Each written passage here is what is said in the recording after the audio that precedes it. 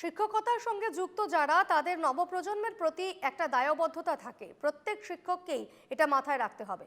শিক্ষক দিবসে শুক্রবার এই মন্তব্য করেছেন ত্রিপুরার মুখ্যমন্ত্রী মানিক সাহা।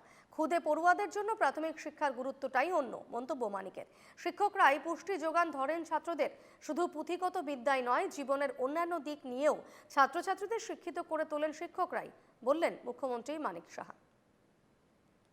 আমাদের শিক্ষকরা অনেকটা, if I am not wrong, আমরা কিন্তু অনেকটা গাছের মতো। বড় বট গাছ যদি আমরা বলি বা যে কোনো গাছ, সেই গাছের শিকড় এবং এই শিকড়ের যে ফাউন্ডেশন, সেই ফাউন্ডেশনের উপরে শাখা প্রশাখা ফুল ফল ইত্যাদি হচ্ছে আমাদের স্টুডেন্টরা।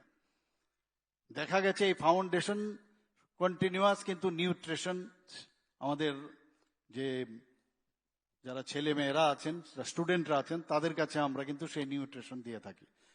প্রথম হয়তোবা সেইভাবে তাদের যে শাখা প্রশাখা শক্তপুক্ত হয় না, বা ফুলও ধরে না, ফলও ধরে না, কিন্তু এই যে নিউট্রিশন, আমাদের যে ফাউন্ডেশন, আপনারা যে ফাউন্ডেশন আপনারা তৈরি করেছেন, তার থেকে সেই নিউট্রিশন কিন্তু কন্টিনিউয়াস দিয়ে যাচ্ছেন।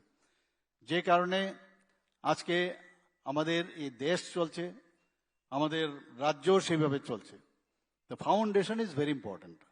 তো সেই জায়গায় আপনারা সেই কাজটা করছেন এবং বহু স্যাক্রিফাইসের বিনিময়ে আপনারা কিন্তু এই প্রফেশনে এসেছেন। আপনারা তো অন্য প্রফেশনেও যেতে পারতেন, অনেকে অন্য প্রফেশনেও যেতে পারত, এবং সেখানে কিন্তু প্রচুর, যদি আজকে অর্থনীতির কথা বলি, পয়সার কথা বলি, সেখানে কিন্তু আরো বেশি রোজগার করতে পারতেন।